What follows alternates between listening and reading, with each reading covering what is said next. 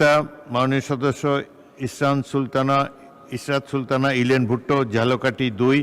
আপনার সময় 6 মিনিট। বিসমিল্লাহির রহমানির রহিম। আসসালামু আলাইকুম। মাননীয় স্পিকার, আপনাকে ধন্যবাদ। মাননীয় স্পিকার, আমার ঝালকাঠি নলছিটির সোনার মানুষদেরও আপনাদের এই মহান সংসদে কথা বলার জন্য আমাকে সুযোগ দিয়েছেন, এই জন্য আপনাকে ধন্যবাদ। মাননীয় স্পিকার, আমি প্রথমেই স্মরণ করব আমাদের প্রিয় নেতা মাননীয় প্রধানমন্ত্রী জনাব তারেক রহমানকে, যিনি একটা সুন্দর বাজেট এই 20 কোটি মানুষের জন্য উপহার দিয়েছেন। আমি স্মরণ করব আমাদের বাণিজ্য মন্ত্রী আমির খসরু মাহমুদ চৌধুরীকে, অর্থমন্ত্রী আমির খসরু মাহমুদ চৌধুরীকে। মাননীয় স্পিকার, আমি শ্রদ্ধার সাথে স্মরণ করছি শহীদ রাষ্ট্রপতি জিয়াউর রহমান সাহেবকে, যিনি এমন একটি সুন্দর বাংলাদেশ চেয়েছিলেন যেখানে স্বাধীনতা থাকবে, যেখানে মানুষের ভোটাধিকার থাকবে, যেখানে গণতন্ত্র থাকবে, রাষ্ট্র হবে জনগণের। মাননীয় স্পিকার, আমি আমার মাতৃতুল্য নেত্রী দেশনেত্রী ম্যাডাম খালেদা জিয়াকে আমি স্মরণ করছি। মাননীয় স্পিকার, 2000 সালে মরহুম জুলফিকার আলী ভুট্টোর অকাল মৃত্যুর পরে এই মাননীয় নেত্রী আমার দেশনেত্রী ম্যাডাম খালেদা জিয়া 2001 সালে আমাকে নমিনেশন দিয়েছে এবং ঝালকাঠি নলছিটির মানুষগুলি আমাকে বিপুল ভোটের ব্যবধানে মাননীয় স্পিকার আমাকে নির্বাচিত করেছে। মাননীয় স্পিকার, আপনি বুঝতেই পারছেন আমি কেন সংসদে বলি সোনার মানুষ। আমি ওই এলাকার গৃহবধূ, আমি ওদের মায়ের মতো, ওদের আমি বোনের মতো। এই জন্য আমি বারবার আমি সংসদে বলি ওরা আমার সোনার মানুষ, আজীবন ইনশাল্লাহ সোনার মানুষ হয়ে থাকবে ইনশাল্লাহ। মাননীয় স্পিকার, এই 17 বছরে যারা গুম হয়েছে, খুন হয়েছে, যারা শহীদ হয়েছেন, এবং হাদি ও আমার এলাকার ছেলে এবং নলছিটির ছেলে, অত্যন্ত ভালো ছেলে। মাননীয় স্পিকার, ওর বিচার হওয়া দরকার এই বাংলাদেশে। ও আত্মত্যাগ করেছেন, আমি তার বিদায় আত্মার মাগফিরাত কামনা করছি। মাননীয় স্পিকার, এই বিশাল জনগোষ্ঠীর জন্য বিশাল একটা বাজেট দিয়েছেন। পিছিয়ে পড়া জনগোষ্ঠী, এখানে বয়স্ক ভাতা, বিধবা ভাতা, স্বামী গৃহীতা ভাতা, মুক্তিযোদ্ধা ভাতা এবং সব আওতায় এই বাজেট আনা হয়েছে। মাননীয় স্পিকার, আমি বলতে চাই ধন্যবাদ জানাই মাননীয় মন্ত্রী আমির খসরু মাহমুদ চৌধুরীকে। তিনি মহান জাতীয় সংসদ দেশবাসীর জন্য কাঙ্ক্ষিত ও উৎপাদনমুখী বাজেট প্রস্তুত করেছেন এবং পেশ করেছেন। আমি আন্তরিকভাবে ধন্যবাদ জানাই।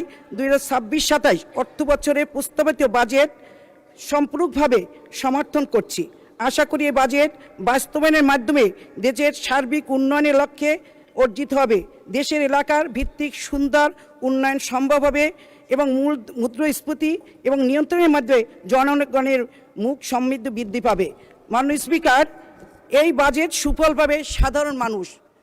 আমরা বলতে চাই, বিগত দিনে আমি দেখেছি এবং শুনেছি, আমি 2001 সালেও এমপি হয়েছি, আবার 2026 আমাকে আমাদের নেত্রী এবং আমাদের প্রধানমন্ত্রী মাননীয় স্পিকার 2001, 2008, 2026 এবং 2014 আমাকে নমিনেশন দিয়েছে। ইনশাআল্লাহ মাননীয় স্পিকার, যদি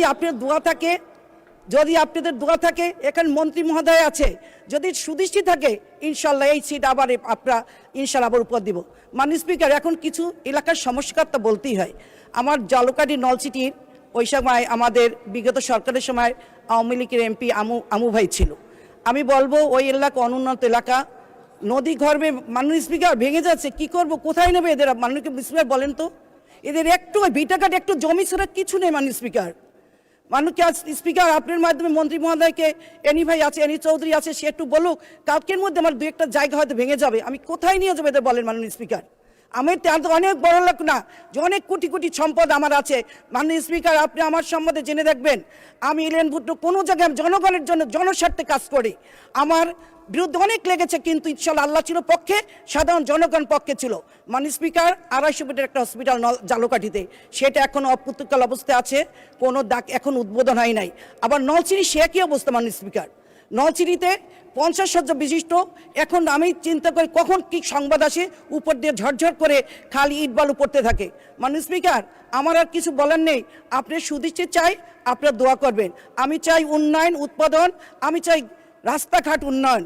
আমি মানুষের কাছে, আমার মাননীয় স্পিকার, সাধারণ মানুষ, সোনার মানুষগুলা কিচ্ছু চাই না, ইলেন ভুট্টোর রাস্তা চাই। আমি মাননীয় স্পিকার, যখন এই সোনার মানুষরা বলে আমাকে, আর ভাগ্য ভালো হইলে যেটা আমার হয়েছে এই ওই এলাকার পুত্রবধূ, কিন্তু এত ওদের আমি সম্মান শ্রদ্ধা আমি করি, ওরা আমি পাই। এই জন্য আমি বলবো আমার যেরকম শ্বশুরবাড়ির লোক ভালো, সবাই যেন এরকম শ্বশুরবাড়ির লোক ভালো হয়। মাননীয় স্পিকার, এই দুয়াই আমি সবার জন্য করব। আমি ইনশাল্লাহ আমার শ্বশুরবাড়ির জালুকার নলছিরি সোনার মানুষদের ধন্যবাদ জানিয়ে মাননীয় স্পিকার আমি এখনই বিদায় নিচ্ছি। আল্লাহ হাফেজ, সবাইকে ধন্যবাদ। আসসালামু আলাইকুম। কোথায় বিদায় নিচ্ছেন, শেষ করছেন? আরেকটা মাননীয় সদস্য 2014 সালে আপনাকে মনোনয়ন দিয়েছে, 2014 সালে তো নির্বাচন করে নাই বিএনপি।